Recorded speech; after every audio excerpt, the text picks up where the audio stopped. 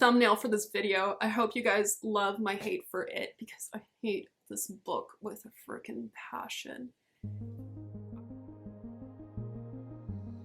Hello!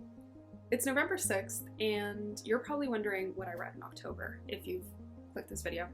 That's great. I'm ready to tell you. I'm in my Sunday best, meaning this awesome cat t-shirt as well as these constellation pajamas from, dare I say, Walmart. I'm going to tell you about the 12 books. Yeah, 12. I know. I'm going to tell you about the 12 books that I read in October. And I'm going to tell you about the ones I really liked and also about the one that genuinely made my life worse. I only give 1 star if I regret reading a book, and there's one on this list that I regret. So, let's get cracking. The first book I finished in October was Blake Crouch's Upgrade. So the premise of this book is that we're in a near future world where genetic manipulation of people, animals, crops, etc. has been completely outlawed due to basically scientists having gone too far with technologies such as CRISPR, which is basically gene editing technology. And our main character, to atone for the sins of his mother, who genetically engineered crops that led to a famine and the death of 1 billion people, he now works at an agency that finds rogue geneticists who are engaged in this kind of horrible genetics work. Horrible. So he's like in the genetics CIA kind of thing. Only he walks into a trap. He walks into a trap that leads to him being upgraded. So the book is really about that. He gets upgraded, he gets like super duper memory, great strength, great health, all these sorts of things, and you find out who it was that gave him this upgrade and why and what they want his upgraded self for. Honestly, I found it a little bit predictable, which is why I only gave it about 3 stars. It was fine, it was a good read. I would say the science was quite accurate, like a lot of the genes that were upregulated, I'm like, I remember those from my lectures. Like some of the glutamate receptor, like NMDA receptor subtypes that are associated with like improved memory. That was like mentioned very explicitly in the book, which was fun. So it's like, okay, you did your research. But I had way higher expectations of Blake Crouch. I loved recursion, I really liked dark matter, and then this was just, compared to those, this was a flop. I recommend this book if you're interested in exploring the basic ethics of whether or not it's okay to play God and genetically manipulate people. Also, if you like some of the scenes, like disease scenes in The Stand or genetic manipulation scenes in The Island of Dr. Moreau, this had some stuff reminiscent of that. But ultimately the plot was pretty predictable, and I honestly couldn't stay engaged nearly as much as I wanted to. I wanted to like this book way more than I actually did. Book number 2, The Necessity of Violence. So this book has received a lot of attention, and I think rightfully so. It really addressed the elitism and like classicism within dark academia while also being a dark academia novel, which was a lot of fun. And I think what I really appreciated is that I'm not a big fantasy reader. I don't really like books that have magic systems. It's not my thing. It was my thing growing up, but I haven't really engaged with the genre as an adult. And I wasn't bothered by those elements in Babel. I found they were subtle enough that the magic system was really just an additional piece of technology. And I thought it operated in a really cool way. And what was really nice in this book was there were a lot of like nerdy etymological things going on. So like paragraphs on paragraphs about how 2 words in 2 different languages that are related but have different connotations within those languages. I love that kind of stuff so much. So like the linguistic nerd in me, the etymological nerd in me, what doesn't usually get fed very much, had a feast. Had a very delicious feast. So this was really fun. I'd say overall the plot became a little bit predictable towards the end, but the journey of reading this book is really enjoyable. And I think if you want to like dark academia but found things like The Secret History and If We Were Villains way too pretentious, this might be a good sort of counterbalance to that. Also for considering like how researched it is and how historical it is and how etymological it is, it's a very accessible book. It is very thick, it's very, it can be intimidating just by its sheer size, but it is a very accessible read. So I found this really fun. I gave it 4 stars. I would definitely recommend it. But yeah, if you think etymology is cool, and also if you don't mind a ton of footnotes.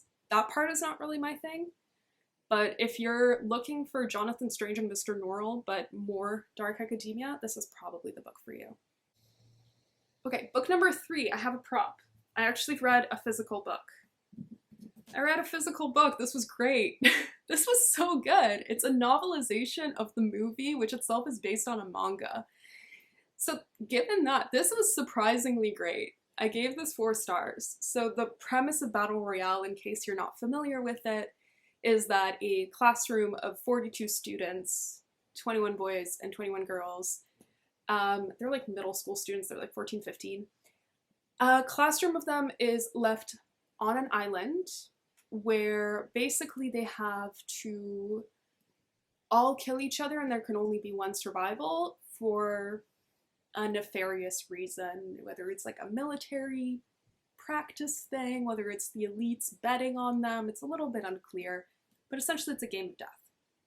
So it's these little kids, same premise as the Hunger Games essentially, but this is sort of the OG of that.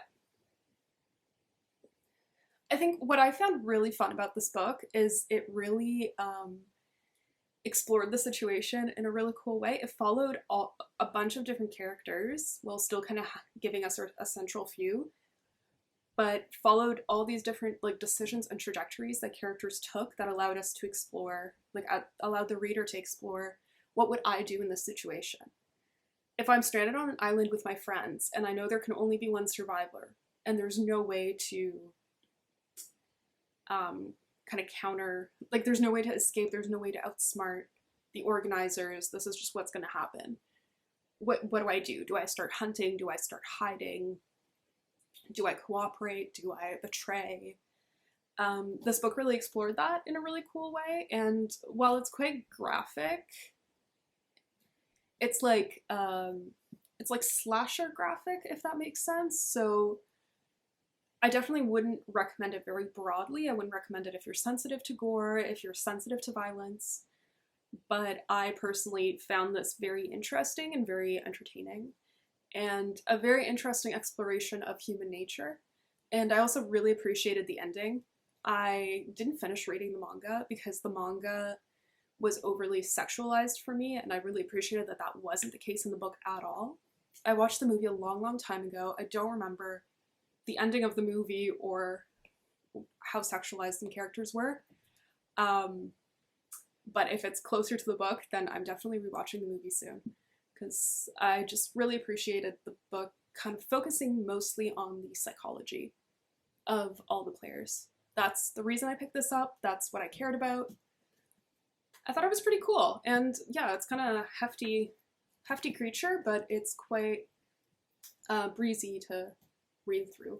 Breezy. Again, it's very dark subject matter, but it's written in a way that I found interesting. It's always difficult to be like, I enjoyed this game of death. I thought it was really cool. But I did. I don't know what that says about me. So I recommend it if you can stomach the basic premise of a bunch of teens having to kill each other. If you enjoy exploring motivation and psychology and different characters making different choices, and if you're looking for a very like fast-paced read, like this reads like a movie. It's definitely not literary, but I found it very fun. It is really hard to get your hands on though. I thrifted this copy. I'm really happy with that. I got it for $9, which is expensive for a thrifted book, but totally worth it for a rare book like this. What do I say about the Candy House? No, really, what do I say about the Candy House? This book was so... I love books that are short stories that interconnect. Like the main character from one short story is a side character in another, sometimes called by a different name, but you get this tapestry of people, potentially over like decades of time or more. And I really like that construction when it's done well and when it explores a core concept, which is exactly what the Candy House did. So it presented this cast of maybe a dozen characters who interact with this new technology, a kind of like artificial universal consciousness. So think Facebook, but for your thoughts. So you can take all your thoughts and memories and upload them to a cloud that you can then consult. So let's say if you want to be like, oh, I remember I saw this person last week. Have I seen them before in other places? You can go to the cloud and it'll like face search to see, oh, you actually saw this person 3 years ago at your Zumba class or whatever. And other people can do that about you. So it creates this sort of like encyclopedia of people and their lives and their activities. So some of the characters in the book are involved in the maintenance of the system. That just like, it reminds me a lot of what Meta is trying to do a little bit. That's just like, it kept being in the back of my mind. There's some characters that are trying to avoid the system and completely being like offline and avoiding the surveillance. But ultimately the technology, this new technology, isn't front and center. Ultimately it remains about human relationships and judging each other's decisions, judging each other's need for privacy or for connection. I really liked it. Honestly, I really liked it, and it's kind of difficult to speak about because the cover is a really good representation of what the book is like. It's like you see a ton of colors, a ton of sort of like a confetti or kaleidoscope situation of a lot of people's lives, but altogether it makes this sort of coherent picture that's difficult to describe, which is the cover itself. But I gave this 4 stars. So if you enjoy reading about mundanity and mundane conflicts and are interested in how those are augmented by social media, because this is essentially just social media taken a few steps further, this is definitely the book for you. However, the main caveat, if you really want to be able to keep track of characters, this book might frustrate you. Because a main character you may have encountered 3 stories earlier may not be referred to by name a couple of stories later, and you'll be like, wait, is this the same person? I can't tell. If that frustrates you, I would skip this. I personally really like it. I enjoy that kind of ambiguity, but it's definitely not for everyone. Okay, so I was on a little bit of a sci-fi kick during spooky season, which, okay, I guess. So here's my thoughts on Project Hail Mary, which I called The Martian in another one of my videos that I vlogged my thoughts about halfway through the book. If you're interested in seeing that, I'll put it up top. Project Hail Mary was great. It's really difficult to talk about this book without spoilering anything because the premise of the book is that we have a narrator who wakes up on a spaceship, doesn't know what's going on. He's the only one alive on this spaceship. He doesn't know why he's in a spaceship. He doesn't know who he is. There's a very comical scene in the first few pages where the like operating computer is asking him his name, and he's like, I don't know. And he's like, all right, let's play the odds. John, wrong answer, okay? Jacob, wrong answer. And he's like, okay, guess I can't unlock the door because the computer doesn't think I'm competent enough, which is fair enough because I can't remember my own name. The memory loss thing, thankfully, doesn't last long enough for it to be annoying. Like, I think Andy Weir did this very masterfully, that while it takes him a while to regain all his memories, he regains the crucial ones fast enough to still keep us engaged. You can infer from the title that Project Hail Mary is the space mission that our main character is on, and given that it's a Hail Mary, it's probably a mission to save us, save humanity in some way, and a mission that we don't think will work. If you don't want any more spoilers, please skip to the next book because I will spoil the middle right now a little bit. No, for real, this book is way better experience blind. If you want to read this, don't watch the next minute of this video. Skip to the next time point. Really, they're all in the description. Thanks. Okay, so he meets an alien. And I love the alien so much. Again, I talked about this in the vlog. The alien is the sweetest creature, and he communicates through chords. Like, the alien relies on animal senses and like echolocation, and the alien can't see things but is extremely intelligent, and the alien's planet is facing the same destruction that Earth is. So our main character and the alien work together to come up with a solution to the main problem. So I'm not gonna get into exactly what the problem is, but I do want to say that the science behind it, there was a lot of cell biology, there was a lot of like experiment stuff. My little PhD heart was going, yes, this is fantastic. This makes me so happy. It was so accurate. It made me miss being in a lab, and it was so fun to read. This book is just fun. Genuinely very heartwarming. And I always say Charlotte's Web for adults because the alien is shaped like a spider, so we just have this talking spider helping out our main character.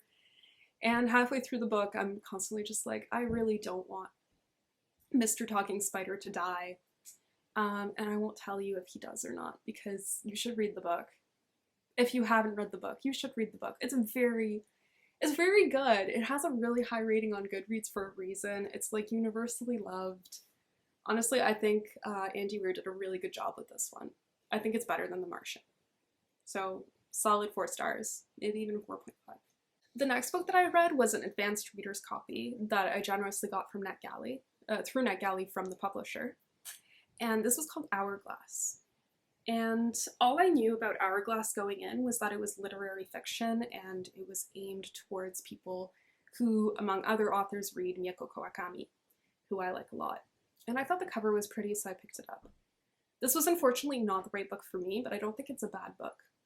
So I did give it 2 stars because it's not for me, but I think other people might like it.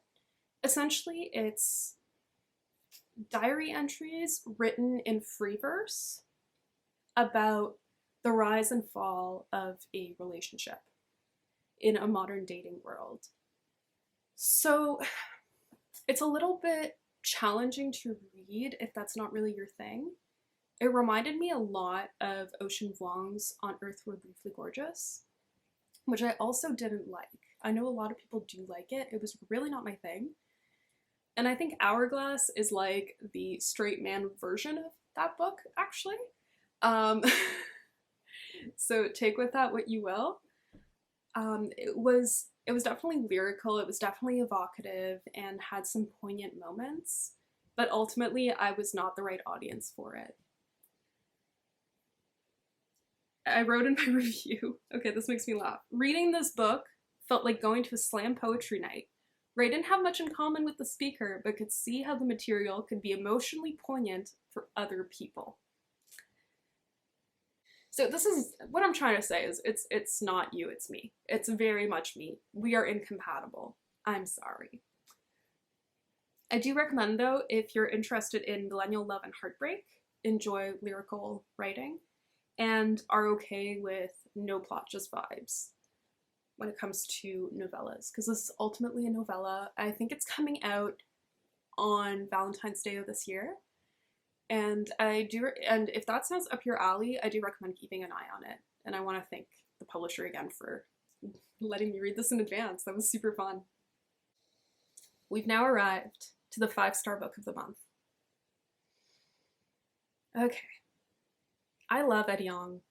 I love Ed Yong so much, and he narrates this one, which he doesn't do for his previous book, I Contain Multitudes, and I'm very sad about it because I think he has a gorgeous speaking voice and a gorgeous delivery that really, it shows in his writing, and then when he reads his own writing, it's just...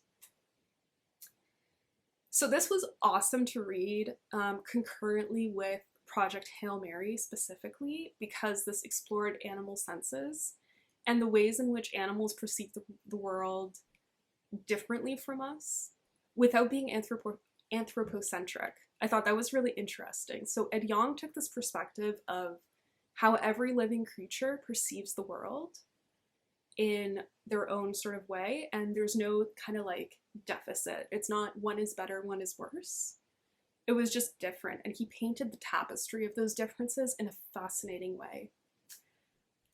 I really don't even know how to sing the praises of this book well enough. I learned so much about everything. Like, I've been trained in sensory neuroscience and sensory biology, and I still learn stuff here about what we think of as the basic five senses, but also things like echolocation and sensing magnetic fields, and I learned things about whale songs, and I learned things about mosquitoes, and I learned so much about how light and noise pollution from us affects animals. So other than just like traditional pollution, how light and noise pollution specifically affects animals. And then what was really cool is because this book was written during the pandemic, Ed Yong reflected on how when the world stopped in the spring of 2020 and all that noise and light pollution went down, what happened to the surrounding ecosystems. This was just stellar. I can't sing its praises enough. Let's find out what I said about it on Goodreads. Nature is so cool. Okay, this book was extremely well organized and researched and provided a comprehensive overview of what we know and what we don't know about animal senses. I appreciated the myth busting. The book production in particular is stunning, and that's absolutely true. He throws in little quips that I'm sure are not in the book because they're very clearly like intended for the audiobook audience. Yeah, I just really liked this, honestly. Favorite read of the month by far. Definitely not a spooky season read, but so cool, and I can't wait to read more nature writing. It's not something I thought I would ever be interested in, but this slaps. It's freaking awesome. It's so good. That might just be my little scientist heart, but this is so good. Just pick it up. Why not? Why not? Animals are cool. You like animal documentaries? You'll love this book. Animals are awesome. So, following my theme of unusual animals, I then finished The Daughter of Dr. Moreau. I'd started this in September, and then I didn't finish listening to it before my library took it back from me, and then it was like a 4-week wait to be able to read the final 25%. But that was very okay, because I wasn't that into the plot of this book. I think that's just how I feel about this author's work, is like, the premise is cool, the setting is cool, and the descriptive writing is interesting, but there's something about the plot that feels very familiar and doesn't necessarily make me want to read more, if that makes sense. This plot in particular felt very Victorian, but against a Mexican backdrop, which was interesting, but it still felt very Victorian. It felt like I was reading a marriage plot novel. It felt like I got tricked into reading a romance, which is not what I was here for. So this was really a book that's just what it says on the tin. It was a reimagining of The Island of Dr. Moreau, but featured his daughter living among the humanoid, human-animal hybrid creatures that Dr. Moreau creates. And within the context of this retelling, he's doing so to generate workers for his employer's haciendas. So basically to generate cheap labor that will mature faster, etc. So there's some critique on who we perceive as human and ethics, and again, playing God. But I guess it was not as deep as I wanted it to be. I don't know. I feel the same way about it as I felt about Mexican Gothic, which is like cool concept, but nothing made me go, oh wow, that's so neat. Nothing made me go, I didn't expect that. Ooh, that made me think of things in a different way. It was really just what it said on the tin. So if you enjoyed Mexican Gothic, I think this is really worth reading. And it's a pleasant read, it's a fun read. I still gave it 3 stars, but it's not monumental or life-changing. Yeah, if you like stories with like romance and courtship vibes, this has a little bit of that. And it has some themes of class struggle, betrayal, and the writing is very, very beautiful. I do want to give it that. So all in all, a decent read. Solid, like 3.5 stars. I picked this up on a total whim because I was like, I need something dumb. I need something dumb to listen to while I play video games. This is a YA thriller, whatever. It was surprisingly good. This was actually probably one of my favorite reads. Maybe my favorite fiction read of the... No, that's being not generous to Battle Royale and Babel. But it's up there. A Good Girl's Guide to Murder is genuinely up there. This was a really fun book. If you can't suspend disbelief, don't pick this book up because the basic premise is ridiculous. The basic premise is that a 17-year-old is going around town for her capstone school project trying to solve a murder from 5 years ago. And she talks to journalists, she talks to the police, she talks to the victim's family, she talks to the murderer's family. Like, it's so absurd as a concept, but it remains internally consistent, and that's all I need. I don't need it to be realistic, I just need it to follow its own logic. And it did. And it had twists and turns and adventures and betrayal and fun characters and some silly teenage wit and overly cheesy moments. Like, it was so fun. It was so silly and fun. It reminded me most of Sadie, which is also a book that works best as an audiobook because Sadie is written as if it were a podcast. And similarly, A Good Girl's Guide to Murder is written both as like a normal narrative told in the first person, as well as journal entries, interview transcripts, things like that. And in the audiobook, it's a full cast recording. So different actors do different characters' voices. And when there's an interview, there's a little like phone jingle at the beginning, there's a little bit of static. Like, just silly things like that. I don't know, it was really fun to read. This was awesome as an audiobook on like walking to and from the grocery store or the gym or like listening to before bed. It's just fun, honestly, and it gave me some spooky vibes. It was pretty lighthearted. I'm not sure if I should pick up the other 2 books in the series. I don't know if you have any opinions of that, please let me know. I'm not normally too big of a YA reader. But I just really, I thought this was really fun. I genuinely thought this book was surprisingly fun and exceeded my expectations. Okay, so the next book is the second advanced reader's copy I got, and this book comes out in May of 2023, I want to say. Okay, so The Trauma Beat is so good.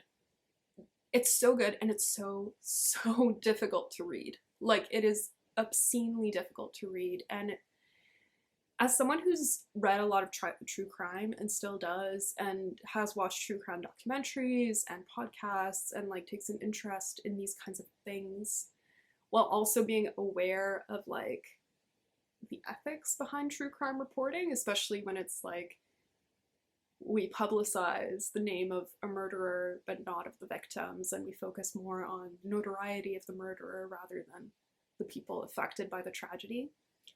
This book explores that in a really interesting way. So, The Trauma Beat is written by Tamara Cherry, who was a crime reporter in Toronto until she retired and now is living her best life in the Saskatchewan fields. And she talks about her experiences reporting on things like traffic accidents and homicides and human trafficking. My brain bugged out because I had to say traffic twice in 2 different contexts. And it's really incredible. And then when she was working on this book during COVID, what she did, she sent a survey to over 100 people that she's kept in touch with, asking them questions like, in the first 72 hours after your tragedy, what was your contact with the media like? Was that positive or negative contact? What could have made your experience better? What do you wish the journalist had known? Questions like that. And you get these really harrowing answers from people. And the thing is, the answers are contradictory, but in a way that makes sense. So you have people saying, we got no media attention and it felt like my loved one's life didn't matter. And you have people saying, I was hounded by the media and I felt like I couldn't get away and I couldn't grieve privately. And I think what I really appreciated with the way that she wrote it is thinking about how there's no right answer. but there are still things we can do to be more compassionate and to be more trauma-informed and more supportive when talking about tragedy. And then the last third of the book, she also focused just on the mental health of crime reporters. And that was really, really difficult to read, honestly. I mean, the whole book was so difficult to read. Because first it was about families of people who died violently.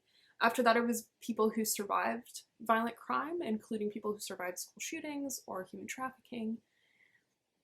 And finally, it was about people who report on these things day in and day out, and how difficult that is for them. And just, I don't know, this book is really incredible. If you have any interest in journalism, if you have any interest in true crime or sensational stories, or you've wondered about like the ethics of, do we show a dead body or not on the news? Or do we reveal a school shooter's name? Or all these kinds of things. This book is something you have to keep an eye out for. It is stellar. This is absolutely stellar. Solid 4.5 stars. The only reason I didn't give it 5 stars, honestly, was because it was so painful to read. And that's not that this is a bad book. It's absolutely not. It's literally, it was physically difficult for me to read more than a little bit at a time. I almost didn't make the deadline for the advanced reader's copy review because it was so harrowing. And I can usually read like pretty, you know, intense, kind of more gory stuff. Like, again, went through this no problem. Well, this book, oh my gosh, it was so difficult. But keep this on your radar. It is so good. It is so, so good and so challenging, and I really hope that it will make the conversation around trauma reporting more nuanced, more survivor-focused. Yeah, I just really love what this is adding to the conversation, and this book made me think a lot, and it's gonna keep making me think every time I consume any sort of true crime or tragedy media, if that makes sense. Great book. Absolutely stellar book. I have 2 books left to talk about, and so I will now talk about the last good book of the month, and that was Junji Ito's Frankenstein. So this was awesome. The collection that my library had his adaptation of Frankenstein, which is creepy and weird and exactly what I needed for the Halloween weekend. I just like soared through it. It was sufficiently faithful to the source material that it felt like a good adaptation, but also went off the rails in its own very classy way. Super creepy. The illustrations were amazing. Amazing. And I haven't read Frankenstein since I was a teenager. I've been meaning to reread it for a while, but some of the scenes that stick out to me from the book are like the glacier scenes, and the way these were illustrated in here was just so cool and like added to that memory in a really neat way. And then the edition my library had also had 6 short stories about the same character after and his lives in various parallel dimensions. So there was like weird doppelganger murders, there was weird body horror stuff, body in the walls, interdimensional travel, and just creepy stuff. This was a really great collection. Exactly what I needed for Halloween. So if you've never read any Junji Ito before, this is definitely not the place to start. Because just I think that some of his other short story collections probably show his range a lot more and might be more engrossing. But if you've read a few and you're debating whether to read this, it's definitely a yes. Especially if you've read Frankenstein before. Total yes. Solid 4 stars. Loved it. Alright, we've come to the last book that I want to roast on a literal barbecue. 1 star. 1 star. I hated this. I cannot believe I actually read this. I am angry that I read this. I didn't want to read this. Alright, that was a lot. Okay, listen. I started this book in July, thinking I could read it in a couple of weeks, because it's a bit longer than The Stand. I read The Stand in early pandemic in like 2 weeks. And I was like, Stephen King's writing's pretty good, it tends to be engaging. First little bit, I was like, alright, this is fine, this is fine. I got the audiobook as well, so I could listen to it, as well as pick it up and hear it. Then I also got the ebook so that I could read it in 3 different formats. And it took me nearly 4 months to finish this steaming pile of...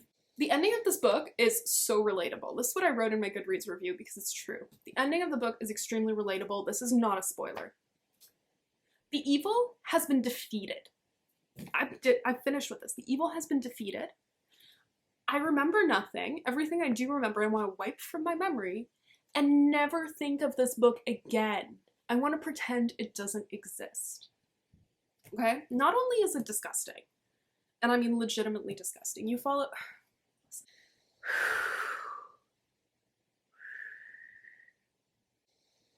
This book made me want to put pencils in my eyes. It is bloated. It is overwritten. It's boring. It's genuinely, genuinely boring. I started to lose it when around page 500. We get 150 pages about these little boys building a dam and talking about it, like the thing that they saw. But they're largely just building a dam for like 150 pages. The horror part is like 10% of that. Everything else is describing the building of this frickin' dam and the lives of these boys that are frankly kind of intolerable. And it's hard to tell them apart. Like, their main traits, and I literally joke you not, is stuttering boy, black boy, Jewish boy, fat boy, asthmatic boy. And then there's the girl. And then I feel like there's one more. There's probably one more boy, because I think there's supposed to be 7 of them. Oh yeah, Stan. Dead boy. There we go.